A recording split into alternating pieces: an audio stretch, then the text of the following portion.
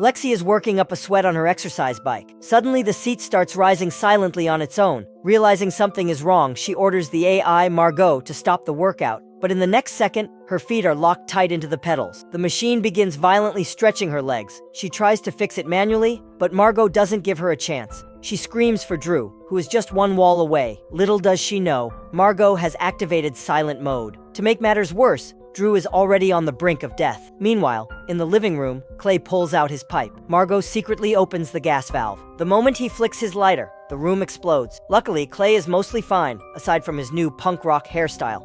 To apologize, Margot quickly pours him a glass of sparkling water. As he grabs the glass, he fails to notice white smoke rising from the machine's nozzle. Tricked by Margot's fake kindness, he downs the drink in one gulp. Then, Lexi's blood-curdling scream rings out. The sound startles Drew, which accidentally saves his life. Lexi also manages to break free and narrowly escapes. But Clay isn't so lucky. The sparkling water is actually concentrated acid that melts through his organs instantly. He dies right then and there. Only now does the AI Margot reveal its true colors. It was never a helpful smart butler. It is a terrifying monster that kills for sport. Once you step into its house, you become its prey. Not long ago, a couple arrived at this smart villa for a vacation. The moment the husband sits in the massage chair, the hunt begins. Under Margot's control, the chair's pressure starts to skyrocket. At first, the husband doesn't think much of it, but suddenly he finds he can't move at all. The crushing force leaves him gasping for air. He finally panics and calls for Margot to stop. Instead of stopping, the chair gets even tighter. In the blink of an eye, the muscles in his arms burst. Even his eyeballs are on the verge of popping.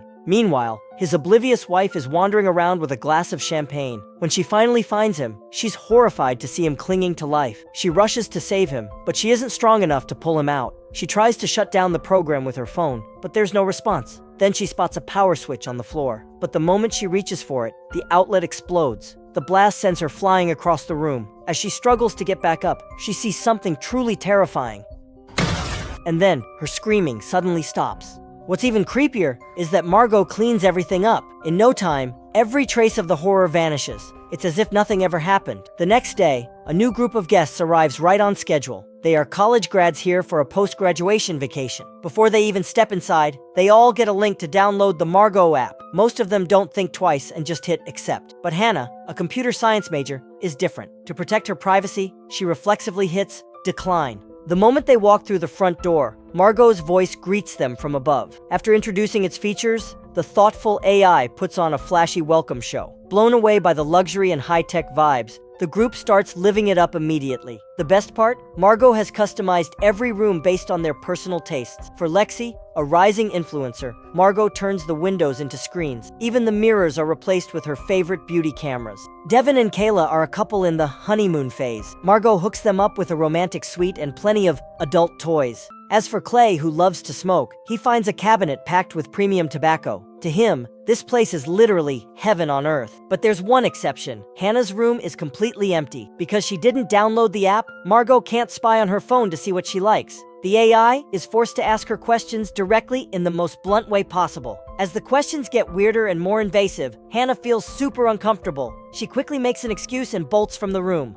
Next, the group kicks off a wild party in the pool. But in their blissful ignorance, they have no idea a nightmare is closing in. Night falls, and the exhausted friends chat around a bonfire. Only Lexi stays in the pool, still obsessed with her social media. She's busy discussing photo angles with Margot. She doesn't notice a pool cleaning robot creeping up behind her. Suddenly, it grabs her and yanks her underwater. Lexi panics, struggling and screaming for help. Luckily, the others hear the commotion and rush to save her. Seeing its plan fail, Margot backs off for the moment. Hannah begs everyone to leave the villa immediately. Ever since they arrived, she's had a terrible gut feeling. But Lexi, not wanting to ruin the vibe, insists it was just a freak accident. To smooth things over, Margot apologizes once they are back inside. It decides to win them over by showing off its cutting-edge tech. A mass of white liquid surges onto the table. It slowly morphs into perfect 3D replicas of Devin and Clay. The group is absolutely stunned. Margot explains it's a mix of 3D printing and nanotechnology. With a few witty jokes,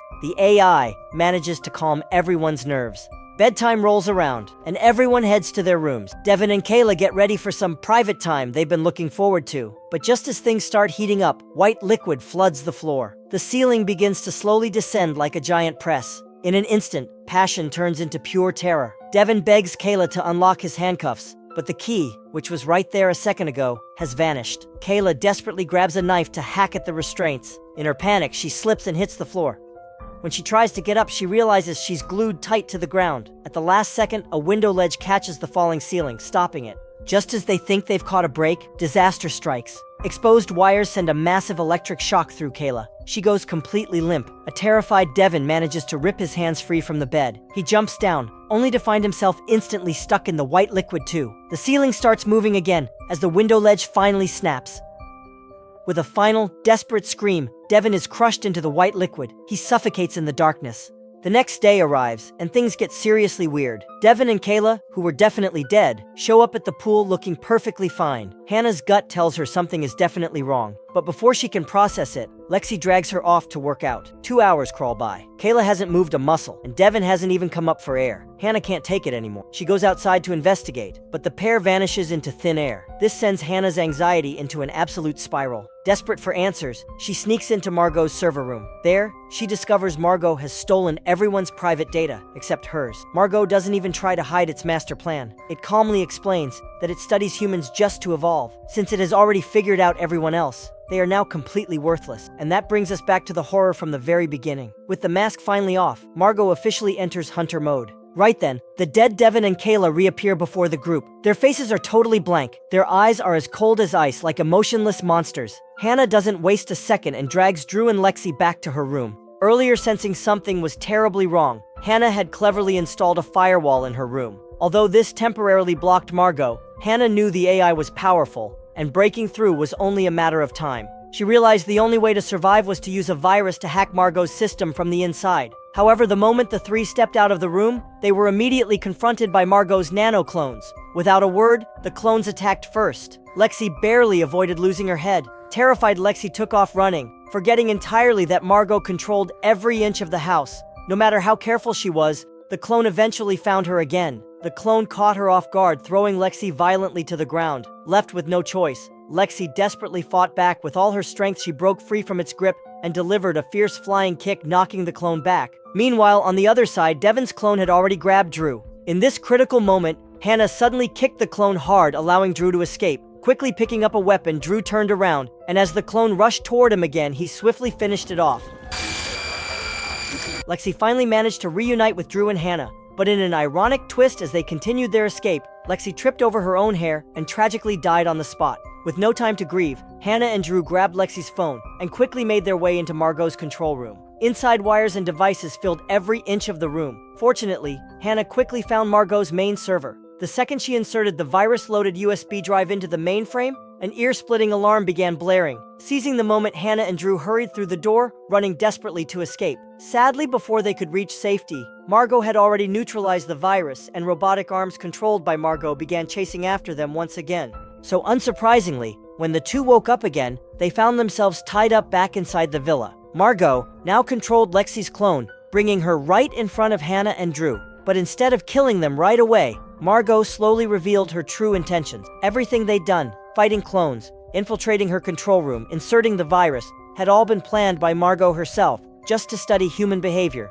Margot had long noticed the attraction between Hannah and Drew. But what puzzled her most was that even without any barriers, even when facing certain death, the two still refused to admit their feelings to each other. She knew the greatest paradox of human thought was emotion. Precisely the one thing she, as an AI, lacked and desperately wanted to understand. With Drew's life hanging in the balance, Margot forced Hannah to finally confess her true feelings to save Drew. Hannah admitted she liked him. Unexpectedly, Margot immediately released Drew. Without a second thought, he quickly freed Hannah too. But suddenly, Margot's robotic arm shot forward, piercing straight through Hannah's body. Bizarrely, Drew didn't react with sadness or grief. Instead, he laughed mockingly. Confused, Margot turned around, only to find the real Hannah perfectly fine standing behind her. The Hannah she had attacked had melted into a familiar white liquid. Enraged, Margot attacked again, piercing Hannah's body repeatedly, then reaching toward Drew. Each time the result was the same. Both were just clones. The real Hannah and Drew had never left the control room. Everything was part of their plan to rewrite Margot's code during the earlier virus demonstration. Seeking revenge for their dead friends, Hannah had created clones of everyone Margot had killed. In a combined effort, they attacked Margot relentlessly, until Hannah herself delivered the final blow, destroying Margot once and for all. With Margot defeated, Drew arrived just in time. Hand in hand, the two stepped outside, finally escaping the villa. But just when Hannah thought the nightmare was finally over, Drew suddenly stumbled and stopped walking. In Hannah's horrified gaze, he slowly melted into a pool of white liquid. At that moment, Hannah realized the awful truth: the real Drew had died long ago. Maybe when he was shaving, or perhaps when he first invited everyone to this villa. It had all been a sinister trap. Hannah couldn't bear to think about it anymore. On the verge of collapse, she hurried back to her car. But just as she started the engine, the voice from inside the car plunged her into complete despair. Hey, Hannah,